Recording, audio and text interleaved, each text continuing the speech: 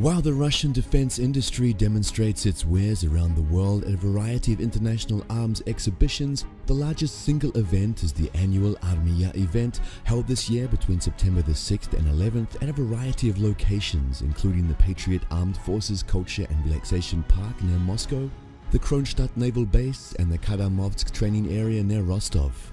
The Armia 2016 is so far the largest of these annual events, attracting over 1,000 firms and organizations with 11,000 exhibits, as opposed to slightly more than 800 organizations and 7,000 exhibits last year. While most of the vendors are Russian firms, the event has an international dimension too.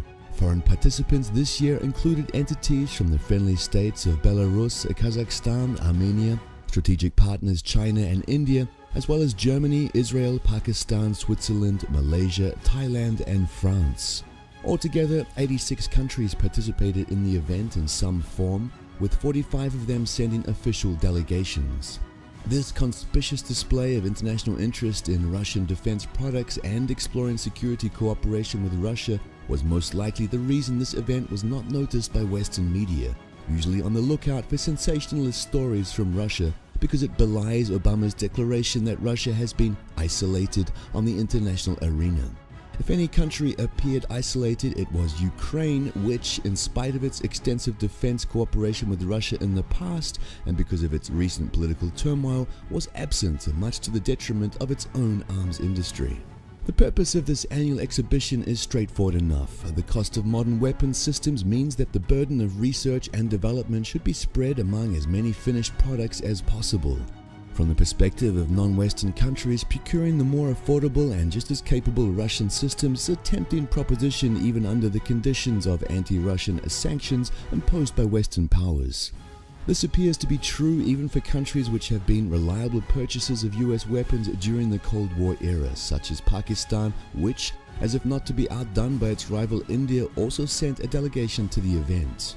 That Western firms are not taking the sanctions regime too seriously is suggested by the presence of organizations from France and Germany which, while prohibited from selling military technology to Russia, are not banned from westernizing Russian products for third-party users who may desire, for reasons of interoperability, Western subsystems, the French thermal sights are a case in point, installed on Russian products. Armia 2016's more subtle function is to demonstrate, in a polite manner, the power of Russian arms. One of the attractions drawing crowds to the exhibition are the mobility and firepower displays of nearly every major weapons system used by the ground forces, as well as a number of aircraft and helicopters, starting with small arms and ending with T-80U, T-72B3 and T-90A main battle tanks, BMP-3 and BTR-82AM infantry fighting vehicles, two S-19 self-propelled artillery, Ka-52 and Mi-28 attack helicopters, and Su-25 attack aircraft. Many more weapons were available on static displays, including the T-90MS Proryv Breakthrough 3 main battle tank, which, according to Uralvagonzavod, will enter service with the Russian armed forces through the process of modernizing the existing T-90 fleet, which has proven itself in Syria. The Proryv 3 program is intended to incorporate the lessons of the Syria fighting and utilize technologies developed for the T-14, including its 2A82 125mm gun. Other high-end products are on static display, including the Caliber Sea-launched cruise missile family, the S-400 air defense system, the Buk M2 medium-range air defense system, which has never been seen at a public forum before, as well as a whole range of radars, electronics, and command and control systems. To be sure, not all of the items displayed had a for sale sign. It can be fairly said that none of the visitors to the Armia 2016 came with a desire to acquire a Topol M mobile ICBM system, complete with command and maintenance vehicles. Their presence at the forum was a subtle reminder that Russia could be a powerful ally or a dangerous foe, depending on what one is looking for.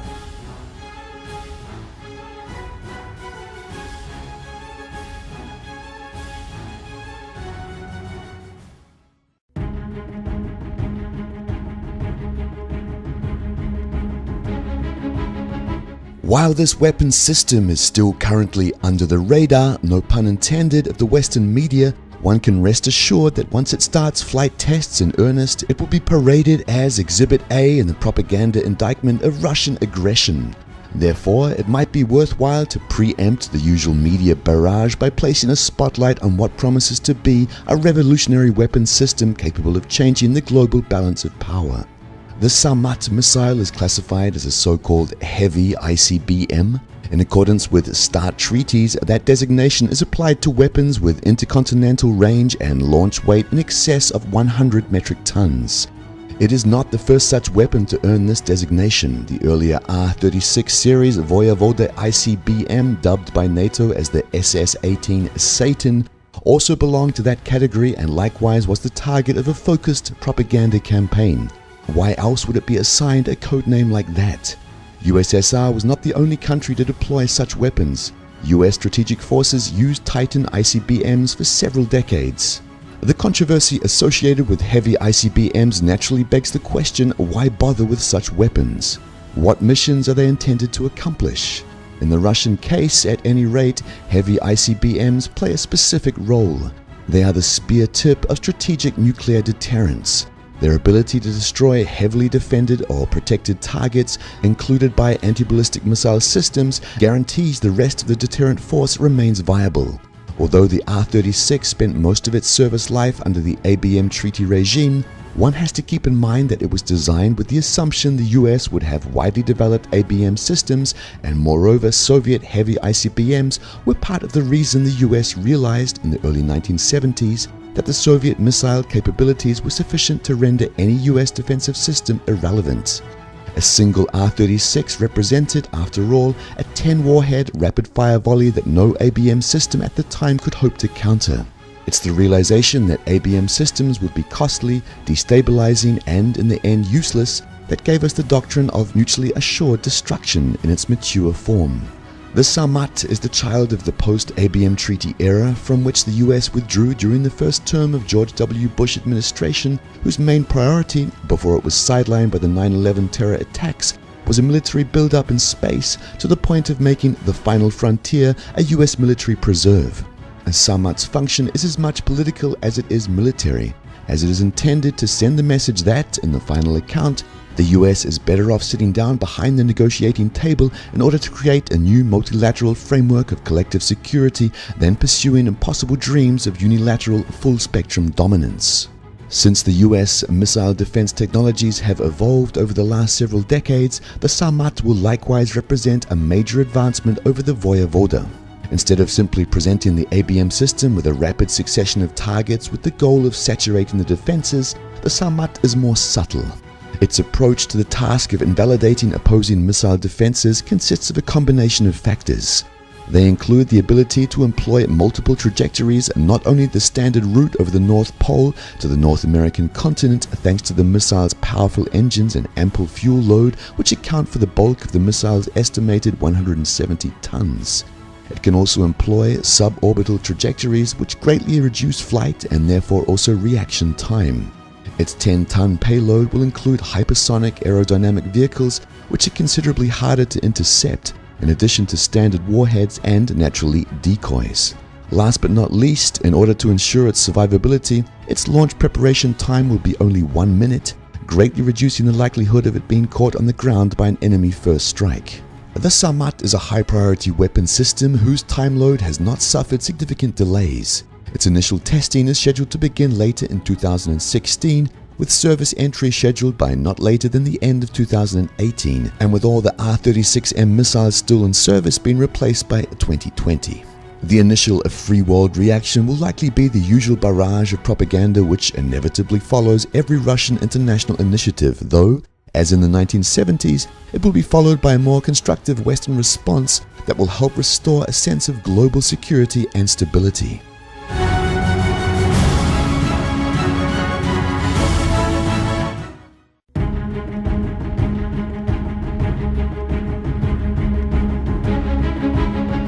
Mikhail Kalashnikov's masterpiece has been the Soviet and Russian military's principal individual weapon for nearly 7 decades, and it is a testimony to the brilliance of the design that it defies replacement and instead lends itself to further modification. The most important change to the original AK design took place in the 1970s with the adoption of the AK-74, which, instead of the original 7.62mm intermediate round, used a lighter 5.45mm high-velocity round, which gave the weapon greater accuracy and improved lethality. The AK-74 in turn gave way to the 1990s vintage AK-74M, which introduced composites to the design, giving it that characteristic black rifle look, and included a number of other improvements to improve its durability and facilitate the use of night vision and aiming devices. Now the Russian military is facing a choice of whether to stick to the time-tested design or to adopt a new assault rifle that would replace the venerable AK. The list of AK-74 challengers is a long one. The first proposed replacement was the Nikonov AN-94 Abkan, whose remarkable two-round burst technology was unfortunately offset by the weapon's complexity. More recently, the Ratnik individual soldier system, profiled in an earlier edition of the Russian Defense Report, prompted the Russian military to solicit proposals for the AK-74 follow-on. Two rifles were entered, the AEK-971, whose balanced action design virtually eliminated recoil, and the Kalashnikov concern's AK-12, which was designed by Vladimir Zlobin. After a prolonged series of trials, the Russian Ministry of Defense made a decision in February 2015 in favor of Kalashnikov's AK-12. The AK-12 combines its predecessor's best qualities with improved accuracy and ergonomics. Its design allows the operator to perform key operations, like releasing the magazine or manipulating the safety and selector switch, with one hand and without the need to take the finger off the trigger. The AK-12 is also better suited to accept a variety of attachments, such as sighting devices, laser designators, forward hand grips, night vision devices, and the associated mounts, such as the Picatinny rail, which has become a world standard and without which no modern rifle can do without. In addition to the standard AK-74 and RPK magazines, the AK-12 can use the newly designed 60-round and 90-round magazines. Does that mean that the Izhmash plant will soon be churning out millions of AK-12 rifles to replace the AK-74 series weapons currently in service?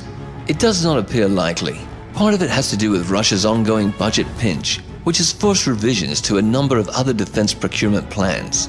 But the bigger reason is that the AK-12 just does not offer enough of an advantage to warrant such a dramatic rearmament. Russia is not unique in that respect. The US military has held several major competitions to identify a successor to the M16 and M4 weapons, and yet these rather flawed rifles will continue in service for decades to come, because the potential replacement's performance advantage is insufficient to warrant the cost.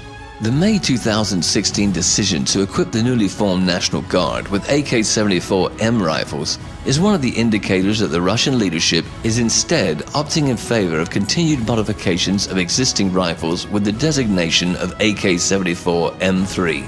Several hundred of these rifles, referred to at the time as AK-74M Obvez, were seen already during the victory parade in May 2015.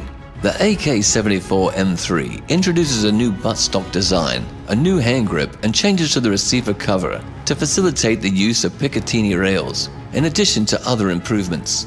The AK-12, on the other hand, will most likely be purchased in relatively small numbers for use by specialized and elite units, much as the way the US and other NATO countries issue more advanced and expensive designs to its elite forces while retaining older weapons in service.